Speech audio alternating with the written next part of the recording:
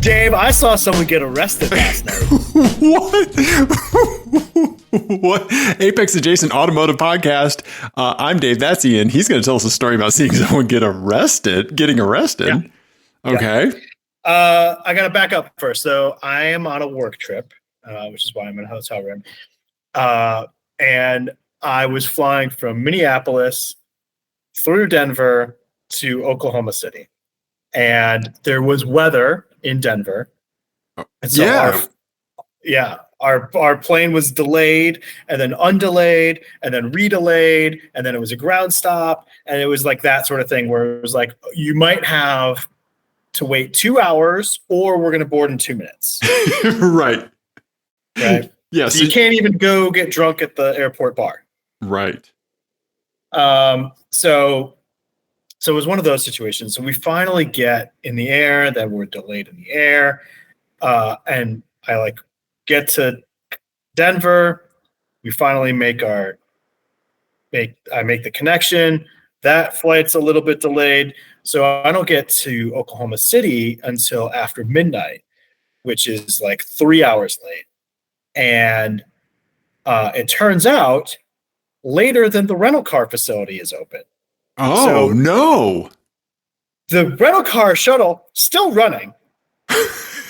We're taking you to a place that will actually do no good for you. Yeah. So they drop a bunch of us off. There was one car company still open, not the one I was using. One car company that had stayed open late because they knew that their customers were coming in after hours. Oh, mine did too. They had my flight info.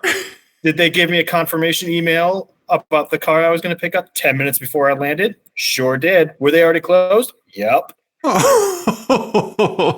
there any mention? Yeah. Yeah.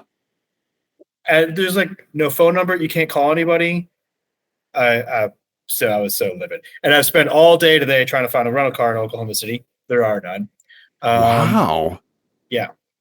Anyway, so last night they drop us off and there's just it's not immediately apparent because it's one of those deals where you just walk. If you have status, you just walk out and get your car. Mm-hmm. And my name's on the board, tells me where to go. There's very few cars around. So I'm like, I don't know what's going on.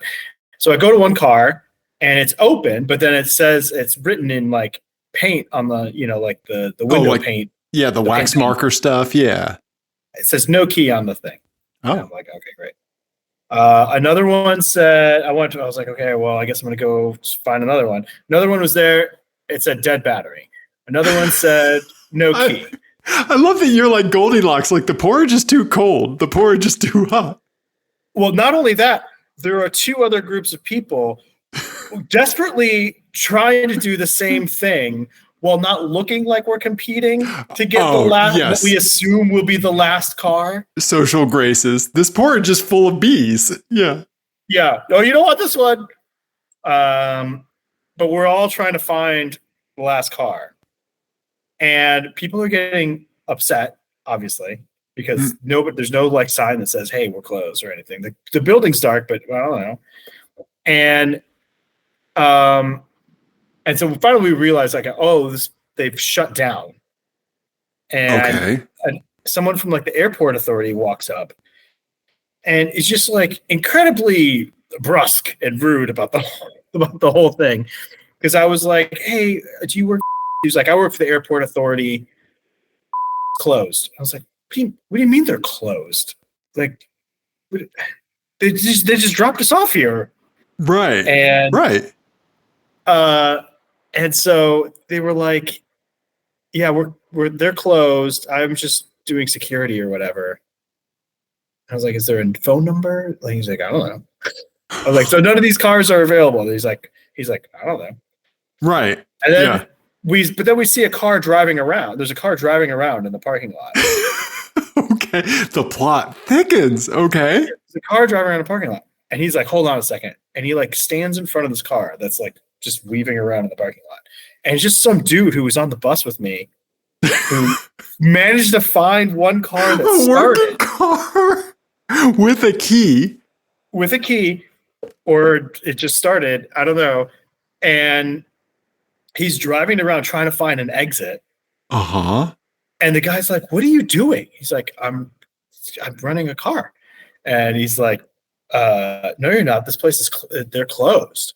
And he's like, "What do you got a problem with it?" He gets immediately aggressive. Oh. And I was standing right there. And I was just like, "What? No, I just want a rental car so I can go to sleep.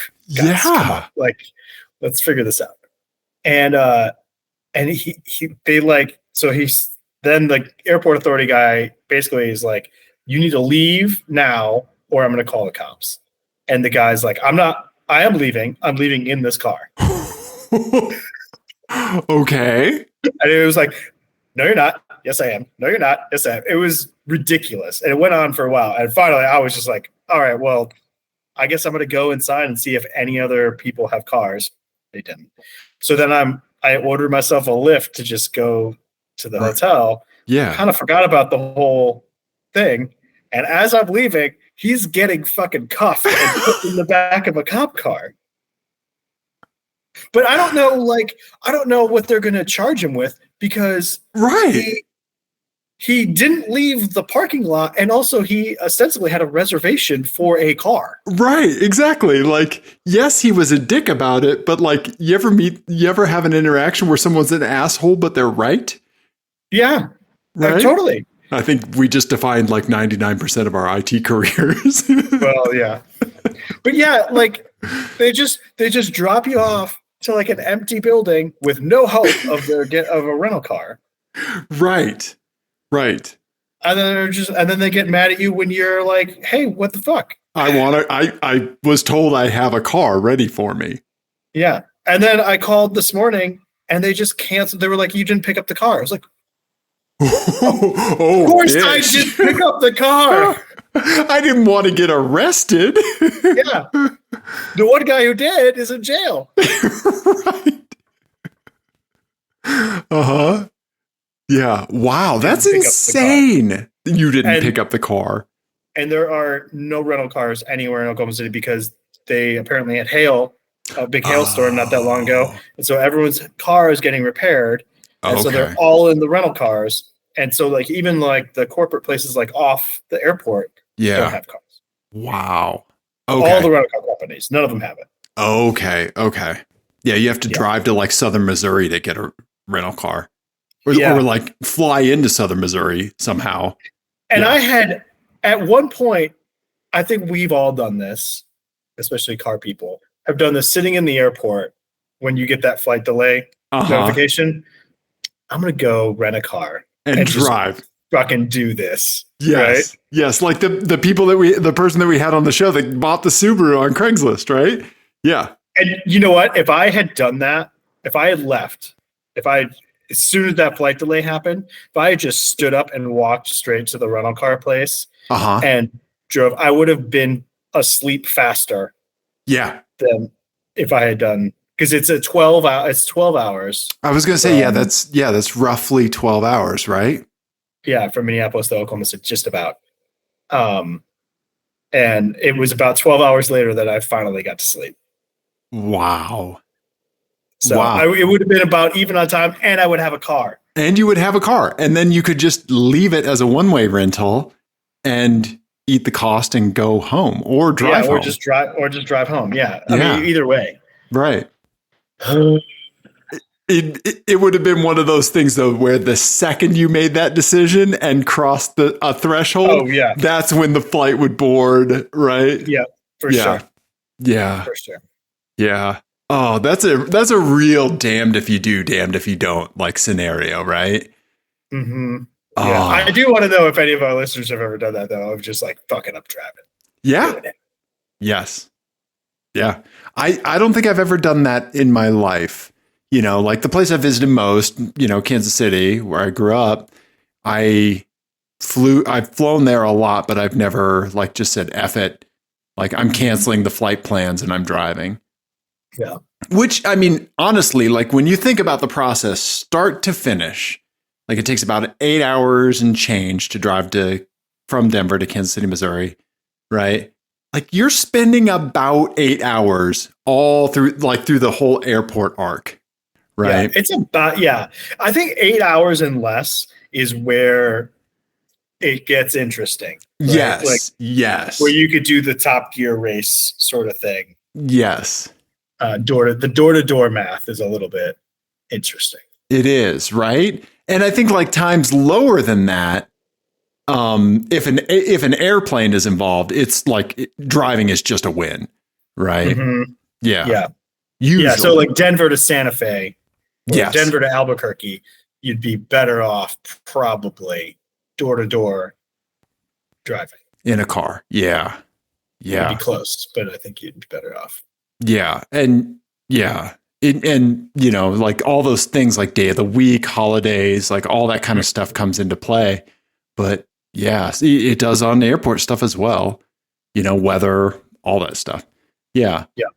A cloud lets out a single snowflake in like Saskatchewan and like flight delays.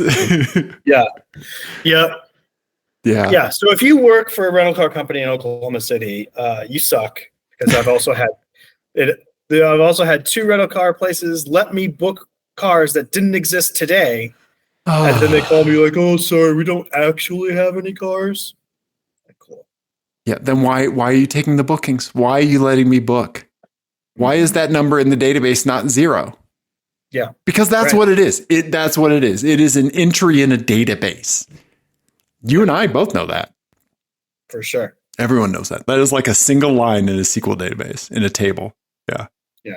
Yeah. Select from available cars where Ian has deleted the contacts. Yeah, the Bluetooth contacts. Yeah. Sorry. Go on. No, I was just going to say, I mean, like, you know, not having the correct number, but it's more than 0 is one thing. But having 0 and saying you have not 0, that drives me crazy. Right. Because that's a pretty easy calculation to make. It's not like you said you had 60 when there were only 58. If you're looking at a field of cars, right? Right. Yeah. As the number gets smaller, they each become more important. Yes. I can't believe that guy like was so belligerent. Like that's the thing. He hopped out of the car like he was ready for a fight, and it's like, where are you going to go? First of all, you're at the airport. Right. Yeah, this shit hasn't been cool since 9/11, dude. Like, don't you understand? People's tolerances have changed. Well, yeah, just like, I mean, you're not gonna ram the like big bollard things. Like, how do you propose you're gonna get out of here without cooperation? Yeah. I did make a reservation for the A-Team van.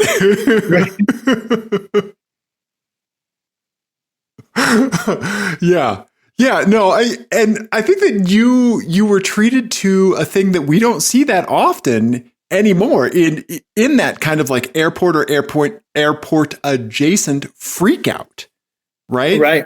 Because I think that like it's that thing where like people do weird shit when they're under weird stress, right? Yeah.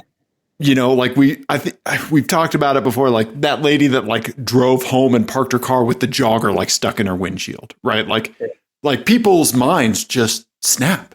And like, this person was just buying groceries like a normal person the other day. And then like all of a sudden, like somebody's bleeding out in their garage, right? And like people used to largely, and I mean, unfortunately, a lot of that came back during COVID and still happens now, but they freak out in a way that they would never freak out. You know, like in an airport, in this specific setting, these are the variables that they're dealing with. Like you get this special brand of freak out. I mean, I have seen quite a few. And more recently, I do feel like, I mean, in the last year or two. Yeah, there was a big deficit, but it has definitely ticked back up. Yeah. I've seen a couple of near fist fights at the Spirit Airlines desk in Baltimore. That's just how they settle standby disputes. Right. That's how you win snacks. Snack cage match. Yeah. That's how you get a bag of pretzels. Yeah. Yeah. His fisticuffs. I'm going to the gym because I have a flight in 2 weeks. To get some speed bag work in. Yeah. Yeah. Barbara in 8C is going to try to fight me for a bag of pretzels. Yeah. Okay, so a couple fist fights in Spirit Airlines. Yeah, I mean, definitely some shoving matches, and like cops were called and the whole thing. Wow. And then I saw a guy in Chicago a couple of months ago, just loses shit, like throwing all of his stuff around. Oh, and whoa. Just yelling at a gate agent. Oh. And I was like, I want to keep walking. Yeah. And then, and then another flight. The last time I was in Oklahoma City, it got delayed because somebody vaped in the bathroom of the plane. Come on, man. No. Yep. No. Yep. Oh, wow. So yeah, I've seen a few. Yeah. Well, next time, just rent that car, buddy. Yeah, should have. Yeah. Would have been better. Oh, man. I like what you wrote on the talk about. It's planes, trains, and no automobiles. You're exactly right, dude. Oh, yeah. Wow. Well, I'm glad you made it. Yeah, you sent me a picture of like the Denver airport, and I was like, oh, okay, cool. And then I was like, wait a second. It's weird that Ian's here. Yeah. Yeah. There was just a connection. Yeah. Yeah. Okay. Yeah. What else should we talk about? You know what? We have some my eyes that some folks have sent us, a little while ago that we just haven't really been able to get to yet. So I just wanted to pull up a couple things. I know you have a garage update. I have a very, very brief garage update. Yeah. And so there you go. Yeah. And then I think we'll close it out with something that you sent me in the mail, mister. I did. Yeah. Okay. All right. Ian, I want you to take a look at this freaking this AMC Hornet wagon that our buddy Eric saw. Sweet. Right? Yeah. That's very cool. I don't know if I've ever noticed or seen an AMC Hornet wagon in the sheet metal before. Yeah. I think I have once before. Okay. At a car show a long time ago. Yeah. It looks great. It's orange with the black stripe, like the Starsky and Hutch stripe, but it goes all the way back. Mm-hmm. And it also has the what's the this style of modification called? Oh, like the Resto mod. Yes, it's got like it's got like this kind of stereotypical Resto mod wheels, which I don't normally like, but I think they work really well on this car. They really do, right? Yeah. I think that looks great. So Eric said that they go to Kenosha. He and his family go to Kenosha, Wisconsin every year for the July 4th parade. Kenosha was the home of AMC, and they always have a ton of rad old cars from the AMC Owners Club in the parade. Yep. So that's the contest. My grandparents used to live not far from Kenosha. Okay. And my grandpa always had AMCs. Oh, okay, cool. Up through the Eagle. He had an Eagle. Hell yeah. That's awesome. Okay. Yeah. I remember one time your dad was thinking about buying an AMC Eagle. Yeah. He sent it to us. Yeah. Yeah. Nice. So yeah, thank you for that, Eric. That's awesome. Jesse sent us a couple things. So first of all, she sent this with like no context whatsoever. So I think that's an older Toyota or Honda, maybe. I'm not exactly sure. Right? At first I thought it was a Saab. No.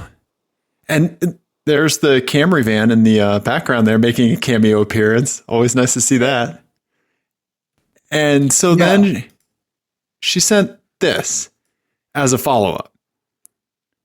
And I replied, for the audio-only listeners, like there's a drive shaft connected to something weird in the back, and there's no interior, and there's like a lot of dead twigs and stuff, and It's very odd. And I said, what in the methamphetamines is going on here? Because it's obviously way out on the plains in the Midwest, right? What I call the Midwest, mister. Anyway, she said that it's like an irrigation pump or something like that. Oh, like, interesting. Like a well or an irrigation pump. So somebody has managed to hook the drive shaft of this car and the engine up to like an irrigation or a water pump, a well pump, something like that. And they're using the car that like they just kind of parked the car over the pump, the back of it, and are just using it that way. Okay. But then like, like we need to put the pump on speed 3. So like you're shifting in the third gear to like, I mean, I don't think the transmission is in it, right? I mean, the drive shaft is coming out of the back. Well, but is it just direct to the engine? Well, I mean, it goes engine, transmission, drive shaft. Like they would have to fabricate something directly to the engine for that to come out. I'm going to assume that minimal fabrication was used to do this, right? True. It's more cutting than it is creating. Right. Well, they had to fabricate something to hook the drive shaft up to this to drive the pump. Right. Because it's not connected to a differential anymore. No, you're right. But I think like if you look at that U-joint in the back there. Yeah. I mean, it seems like a kind of standard fitting. Wow. Yeah. We need more information. Yeah. This is wild. That is wild. I think that there's like, in my line of work, I think as an IT guy in healthcare, I have a lot of respect for clinical ingenuity. I always like, and this is not a way to like endear folks that I work with.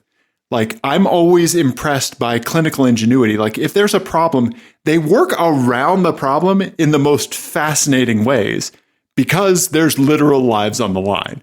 Right. And so you find these like weird things that have been broken forever, but they have a workaround that does work. And like people's hearts are still beating. Right. Yeah. And I think that a parallel to that in like that ingenuity, creativity space is the farming, like agriculture, creativity and problem solving, because no one's going to do it for you. Like it. And if it's not done, there's no food, there's no income, there's like all of these cascading high consequence things, right? And that like you are creating within boundaries, and that inspires like pretty wild creativity. Yeah, this is a good example of why right to repair is so important, because we need things like this to continue, because this seems wild and amazing. Right. Yeah. So yeah, they're like, oh yeah, I need to, they're in like Napa, like I need a starter for an irrigation pump, a 1975 Toyota irrigation pump. Yeah. Yeah. Oh right. My God, that's great. Yeah. That's really funny. Color me impressed, man. Yeah. It looks like that they like just, I mean, they did it quickly because I think they needed to, you know? Right. Well, and I'm guessing this oil drum is the fuel tank, because that used to be where the fuel tank was. Great point. I did not notice that. You are 100% right. And they put a fuel filler neck on it. For safety. For safety, yes. Yes. Great eye, Ian. Yeah, look at you, eagle eye. Yeah. Well, because at first I was like, well, why do they have a oil barrel like rolling around next to a spinning drive shaft? And I was like, oh, that's the fuel tank for the pump now. Dude, good catch. I didn't even think that. Yeah. Wow. Amazing. This is great. Yeah. So thank you, Jesse. I mean, it doesn't look like it's been used in a while, but it's like there's grass on top of the drive shaft. Yeah. Yeah. But if it worked, man. Yeah. And I don't know what this SSC is. I thought there was a Honda, but I think that's a CCVC or something like that, like the old Civic. Yeah. So this like looks 1975 vintage to me. Yeah. Yeah. Maybe. Toyota Celica. Oh, yeah. Here we go. Yeah. Like a Celica. That's it right there. A 1975 Toyota Celica. 75-ish. Like the American version. Yeah. Right? Let's see if the SSC. Yeah. That's it. Oh no, I don't think Oh, that oh has no. SSC. Yeah, let's see what was on the. It was SSC. I think so. Yeah. Yeah, SSC. Huh. Yeah. SSC. Everybody's super entertained that we're Googling on the call. Yeah. Yeah, I don't know. If you know what this is, let us know. Yeah, for sure. But I think Please. you're right. I think, it could be a Corolla. It could be. Yeah. Go back up. There was an image there. Yeah. Yeah, like that 72 Corolla. That looks Right? more like it. Yeah, absolutely. Yeah, let's look at 72 profile. 1972 Toyota Corolla. See, remember when we would lose entire days of productivity because we would see something like this on the way to work? Oh, yeah. Yeah. Remember when? Yeah, that never happens now. Yeah, I would call that. That's got to be it. Yeah, I think you're right. Yeah. Yep. Nice. Yeah. That's really cool. Profile. Yeah. That is cool. I like it. That's definitely it. Yeah. So, yeah, with that body, I like that body line. That's interesting. Like that kind of swoop. Yeah, it must be close to that era. Yeah. Cool. Nice, good work, man. team. Yeah, good work, good everybody. Spot, Jesse. Yeah, right. This is awesome stuff. So thank you for sending that, Jesse. Yeah. Super appreciate it. Let's see here. Okay, we did Eric's wagon. Oh, yes. Peta and I were tootling around recently, and we saw one of these, which makes me so happy when we were driving around. It was on the way to the junkyard to pull the engine that turned out to have a window in the block. But yeah, Ian, tell the folks what you see. Is that a Scion? I think it's an FRS. Yeah, Scion. Yeah, Scion FRS. And it has a little bitty wang on it. Yep, it's got the Whittle wing. Yeah, like the model car. Little spoiler on the back. I like that. Yeah, the Whittle wing. And you've seen the Whittle ladders, right? Yes. Yeah. Yeah, I love those. We're also a big fan of people who have the flatbeds and strap Power Wheels to them. Yes. Right? Yeah, the Whittle ladder. Yeah. Whittle wing. Yep. So yeah. Send us those if you see them. I love that you searched in Google Whittle ladder. So they actually that's what they're called on Amazon. Oh, is it? Yeah, they say Whittle, WIDDLE. Yeah, ladder. Yeah. That's funny. Yeah, it's not just baby talk. Yeah. Okay.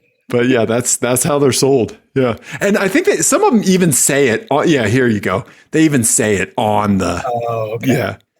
Yeah. One that I saw. Pro out there. Yeah. Right. That's funny. Yeah. I saw one on a car at Whole Foods and I was like, oh, I'm going to take a picture of that on the way out. It was gone. I forgot. Yeah. Oh, no. So anyway, yeah. So Peter and I saw the Whittle wing and we enjoyed that. And then, for everyone else's my eyes, our buddy Mark sent in a Chevy Spark that he really liked. Check this shit out because I'm digging it. Yeah. Yes. Yeah. Yes. Stands out Chevy Spark with black, it looks like lightweight wheels of some sort that are spaced out to hell. Uh-huh. Is this like an autocross setup or something? No idea. Yeah, Mark just saw it and said that he digs it and he thought we would too. So thank you, Mark. It's baby blue. We should mention that it is baby blue and it has some chunk boy meats on it. It really does. Yeah. And it's riding kind of high because they went with smaller wheels and tires. That is an aggressive tire setup. It is. Yeah. It really is. That is the kind of tire setup that flings rocks everywhere when you drive around. Yes. Yeah. Because they're sticking way out. Mm-hmm. Ask me how I know. Probably slightly illegal. Probably. But I feel like for a bro truck to be able to do that, a Chevy, for every one bro truck that gets to push their wheels out to the edges of the lane paint, 500 Chevy Sparks get to do this. Good point. I agree. You're right. You're right. That just looks like a friggin' hoot to drive. It does. Right? I would love to be a passenger with you in that car, with you at the helm. That's fun. Yeah. I mean, I'm guessing it's a situation where the grip far exceeds any power that it creates. So, yeah. Which adds up to hilarity. The car can't get to its own limits. Yes. Yes, you're exactly right. That's really funny. Yeah. To exceed the limits, you would need to accelerate for about 7, 8, or 8 minutes. Yeah, you have to drop it out of an airplane and then try to take a corner. Yes. Yeah. I forgot to mention what I saw, what was parked at me at Autocross last time I went. I don't think I told you about this. There was a gentleman there named Mark. I think his name was Mark. Forgive me if I'm wrong. But this was next to me at Autocross, a Ford Mustang GT350 of the 1970s vintage. I think 70s, right? Yeah, for sure. Okay, yeah. I'm going to say 72. Okay, yeah. Let's look. 1972. Yeah, Ford Mustang GT350.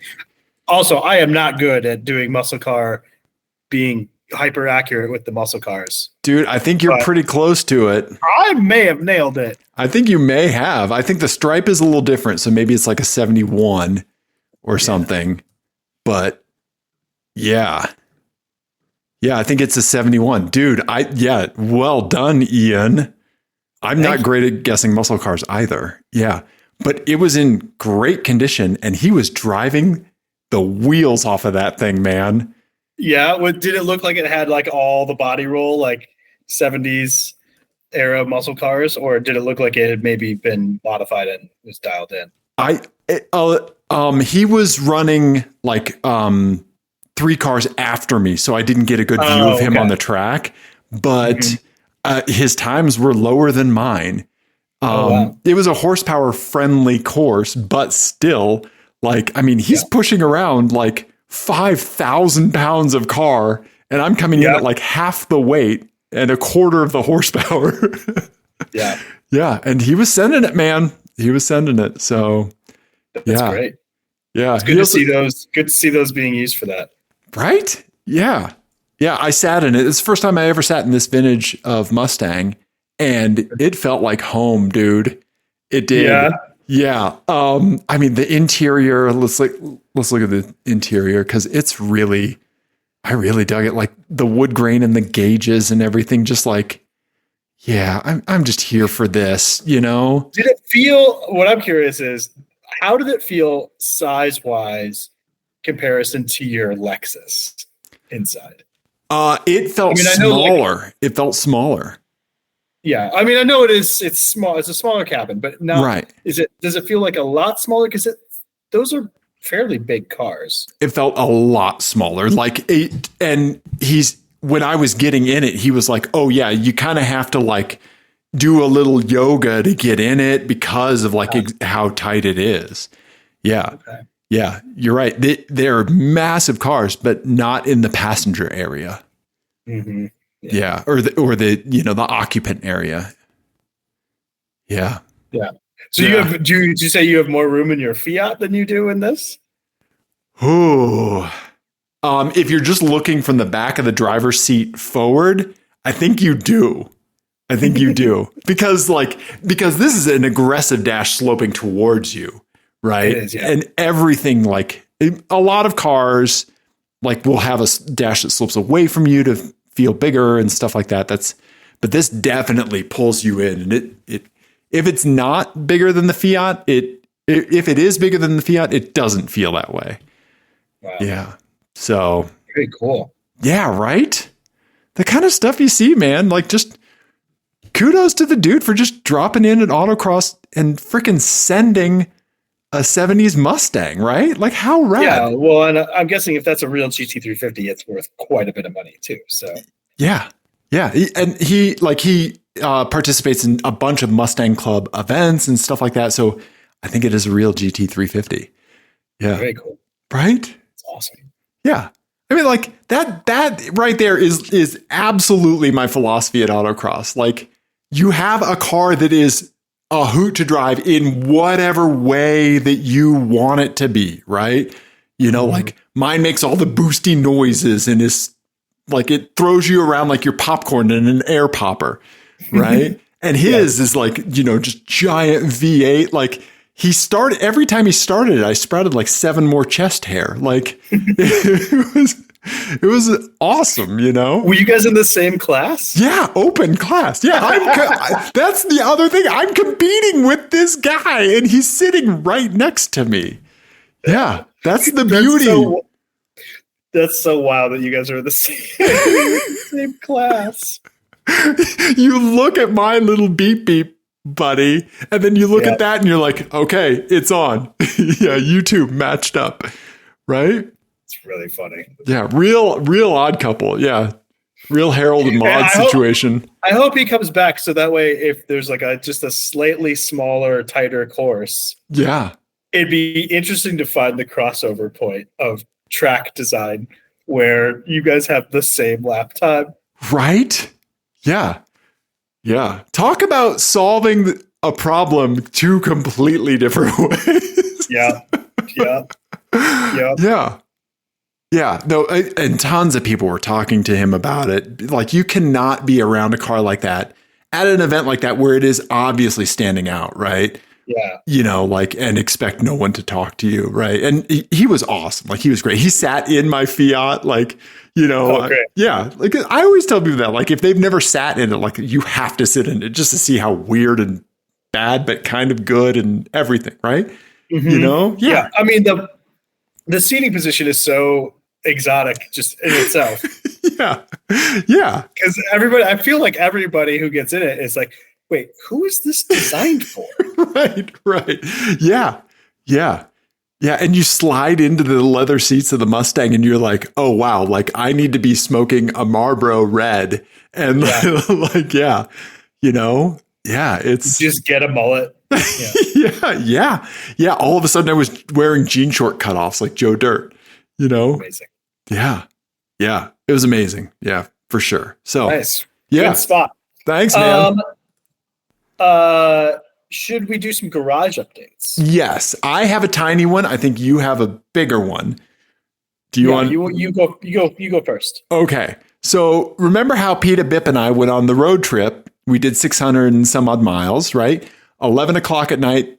Before we left, we were doing some work on the car, swapping tires and blah, blah, blah, right? Because Peter had come from the track day and he was doing brakes and stuff like that. Well, Bip and I did the tire swap from winter to summer on my car. And since then, I haven't been able to find my pinch weld adapter. And I thought, like, oh, you know, like I probably just threw it somewhere, right? And I was jacking up the car on July 8th, like many months after we went, because I think we did it in April, the end of April and the beginning of May. And I've driven over. I'd like to solve the puzzle. Yeah. Yeah, I've driven 1,000 miles since then, and guess where my pinch weld adapter was? Yeah, right there, where I freaking left it. Yep, I have done that before, and probably will again. Yep. So that little buddy was just hanging on for dear life for the entire ride. Yep, it survived gravel roads, like. You know, well, and autocross too, right? Yeah, at an autocross event. Yeah. Hilarious. Right. So there you go. Yeah. So that's my garage update. Yeah, I'm still working on the Fiat. Still got stuff to do. Getting ready for autocross this weekend. Blah blah blah. Yeah. So everybody, if you want to track Dave, what you need to do is put a GPS tracker inside a pinch weld adapter and just leave it in his garage. I'll use it. I'll install it on my own car. He'll take care of the rest for you. That's good, Ian. That's good. Yeah. Help. Dave will help you. Yeah. Mm-hmm. Stalk him. Absolutely. Yeah. Mm-hmm. Nice. Okay. Well, what do you got for garage updates for us? All right. So this one's a little bit longer. Okay. Do you remember you told me once that you had a friend who said that, like, a large part of parenting is just figuring out why the floor is wet? Yes, that was a coworker of mine, friend Dave Kaufman. I credit that. He said like 99% of parenting or 75% of parenting is just figuring out why the floor is wet. That is accurate. And also, I lived that this last week. Oh, okay. So we've been up in Wisconsin for a few weeks now. We had noticed that the car was smelling a little musty, but we thought, oh well, we had like swimming stuff in the back, and we had taken this big road trip, and the car was there was stuff all over the place. So we're like, we got Wisconsin humidity. Yes, well, that becomes important later. So we were, it wasn't that bad, so we weren't really thinking about it. And then the other day, we had gone into the cities, and like in Minneapolis, they have like lakes that you can go visit, you go swimming and stuff. And so our youngest we had gone swimming. We got back in the car. There wasn't places to change, so we were just changing in the car. And he had just changed, like standing in front of his car seat, like in the footwell. We have like the rubber mats. Right? Oh yeah, the all-weather floor mats. Great. Mm-hmm. Yeah. And so he had changed, and little kids, they just don't give a shit. So they just like throw wet stuff wherever. Yeah. We get back to my parents' house about an hour away, and we go to take him out of the car, and there's like fucking standing water in the bottom in the rubber floor mat. We're like what? He was wet, but not like, yeah. Right. That, I was like, could he have been that wet? So it was just really weird. And then so we like dumped that out, and like the next day it was wet again. Like before any of you got in the car. Yeah. And it had been raining a ton. And I was like, oh God, is this because this is the Volkswagen All-Track, and it has the big panoramic sunroof, and those are like notorious for leaking. And so I was looking around the headliner. The headliner wasn't wet or stained, but underneath the floor mat, if I picked it up, the carpet was wet. Oh, like wet, okay. Like wet, like water is in it. Yes. And I was like, what is happening? So I pulled the car down and poured water. So I opened up the sunroof and I poured water in the sunroof rails, and I could see it comes out 4 holes. So those weren't clogged or leaking. So that was what you wanted to see. So like, well, where else does water? Because it didn't smell. Okay. It didn't feel like anything. It was just water. Like, but it would the kid wasn't like peeing back there or anything. Yeah. No, it was definitely water. Right. And so we're like confused, and like one day it would like didn't seem that wet, and then the next day, like depending on how we parked and stuff, it would be like filled. Whoa! There was no water in the spare tire well. There's none of the carpets. Only the carpet like directly on the floor was wet. Like if you went up, like where the seat was mounted or anything like that, totally dry. None of the walls were wet or anything. Oh, weird. There were no like water bottles like errant around. I finally, after some Googling and some just like deduction and troubleshooting, figured it out. Okay. What it was is I love it. You're leaning in closer. You're so excited to tell me, and I'm so excited to hear this. I'm excited to tell you. We live in Colorado, where it's not that humid, right? It's famously a dry heat. Yeah. And so we'd run our air conditioner, right? And it doesn't, air conditioners work by taking moisture out of the air. And then that moisture has to go somewhere. And in the Volkswagen, the condenser is under the dash. And then there's a hose that goes through like in the passenger side footwell on the right side of the car, down, and then it pees out the bottom of the car. Right. The elephant trunk, if you will. A lot of folks. Yeah. Yes. And what I think happened is that it's so dry in Colorado that just got like gunked up. Yeah. And it wasn't draining.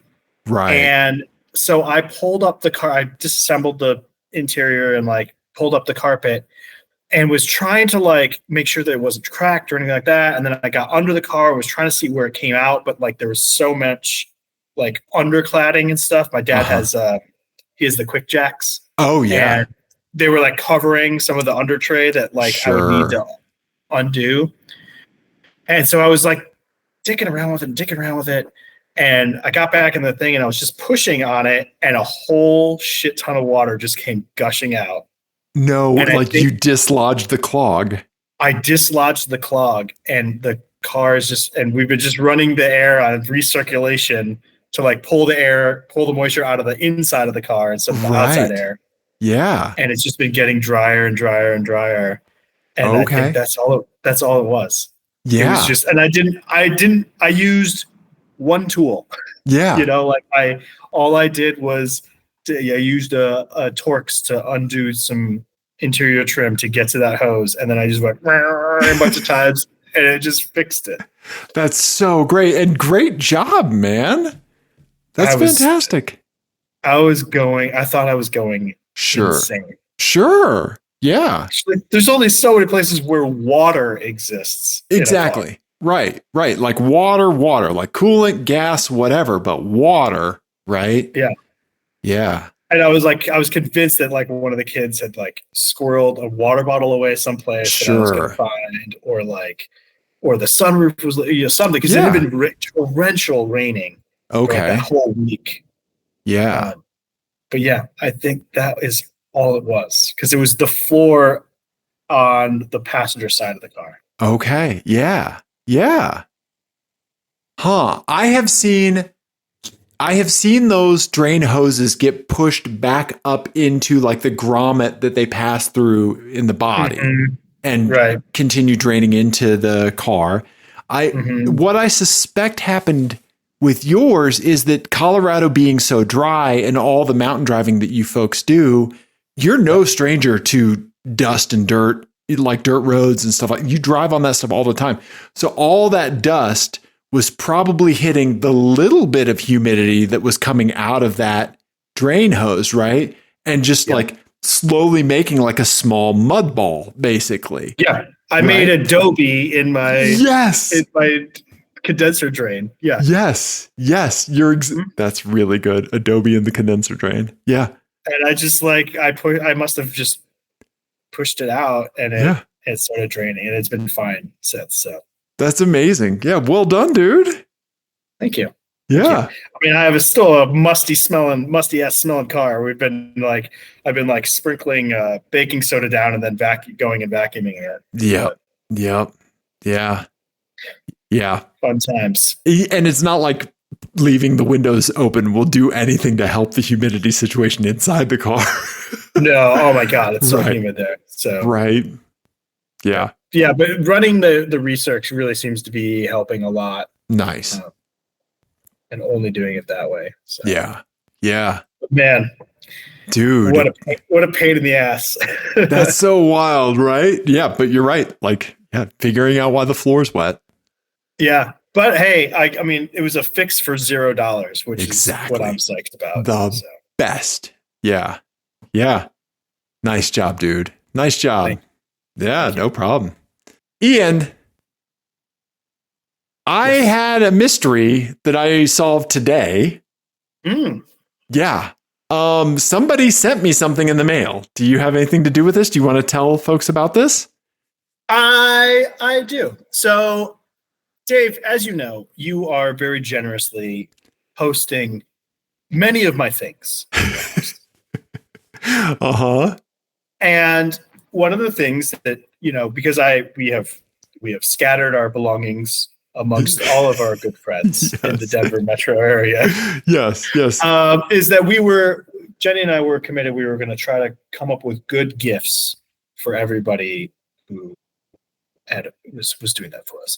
Okay. I had brought you part of your gift. Yeah. When I was in town, which was the syrup, but I didn't want to just get you a bottle of sugar, because that's what I always get for you whenever I go places. Just That's like the best a bag or bottle of sugar. Just, it's not what is inside doesn't change. It's sugar, and then the vessel that it's in changes. For Ian is downplaying this, but he gave me this fantastic espresso infused maple syrup that is so good. Yeah, I have the brand on the pictures here. What is the brand? I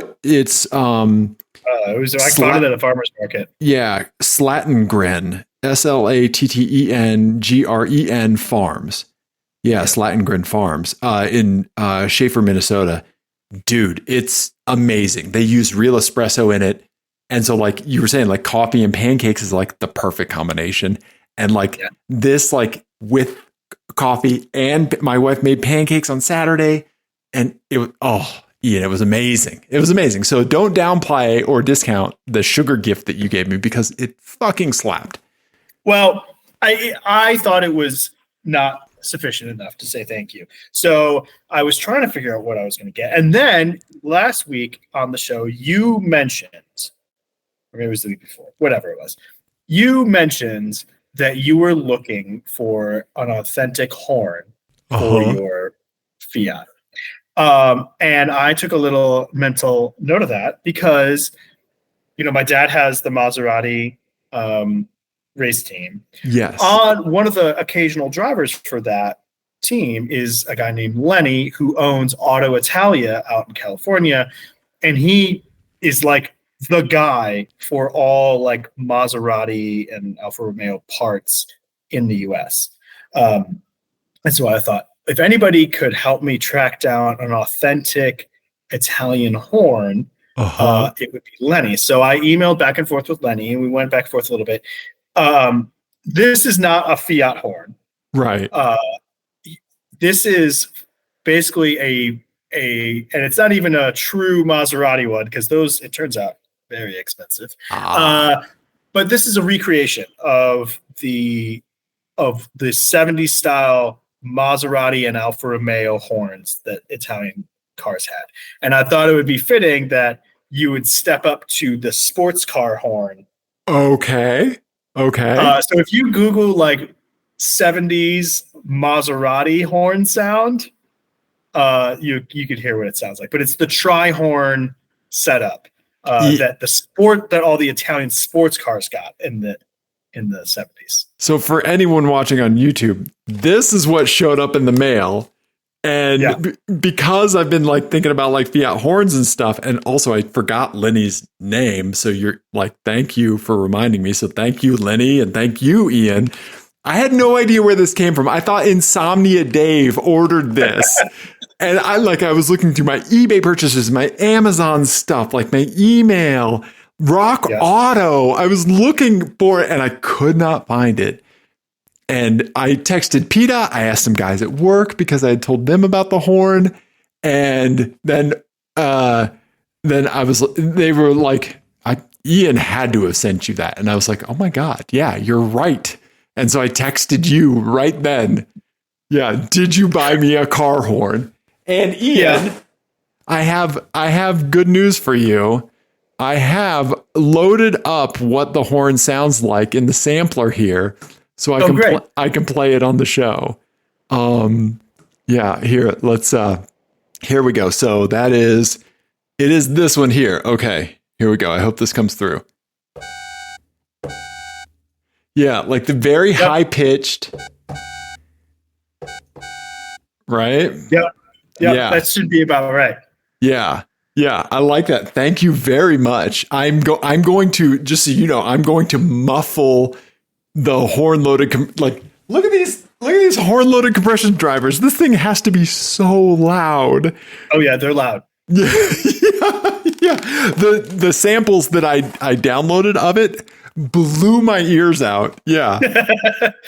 Try it without first. I'm curious to hear, because I mean, I also thought it'd be really funny if that little car had just the loudest fucking horn, loudest right? Italian pasta throwing horn. Yes. Yeah. Right. So I think I turned it down from. Yeah. There you go. Yeah. Yeah. So thank At you, least Ian. it plays a little chord. Yeah. Yeah. Yeah. And because it has two horns, like you get a harmony going there. Yeah. Thank you, Ian. I cannot wait to install this. So I have a perfect spot for something like this in the car because on the front bumper, like on the front inside the front wings, remember the intercooler sat on the side, right? And since I went to that front mount, I had and replaced one of the intercoolers with an oil cooler. I had this like extra space over on the driver's side. I got plenty of room to install a horn, man. Like I have like, honestly, like, I don't know, like 1.5 by 2 feet of space in that car to like install stuff. On both sides, right? Well, the oil cooler's on the other side, right? Because that replaced. Yeah. What you need is 2 horns, right? You need your little like Fiat horn, and then you need that one for when you're serious. So one step ahead of you. I was thinking about doing that, and here's what the other horn will sound like. Yes. Yes. So that's your first. That's your first. That's an excuse me, or a thank you. Yes. And then move the fuck out of the way.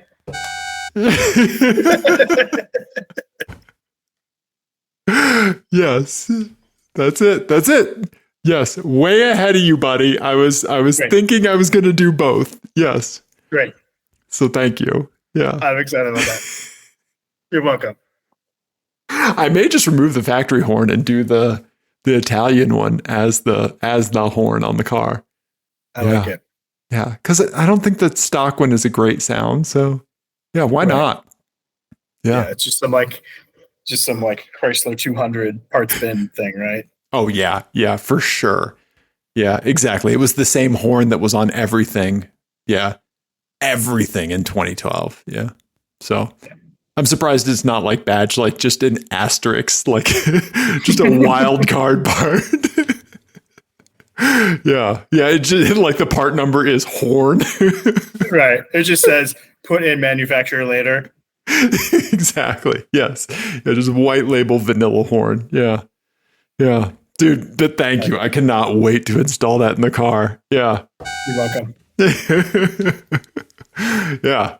Awesome, buddy. Well, thank you so much. Yeah. You're welcome. Well, Ian, do you have a moist album of the week for us? I do. It is it's actually another EP. We're doing 2 EPs in a row. Okay. But this is an EP by my good friend Mike. Oh yeah, friend of the show.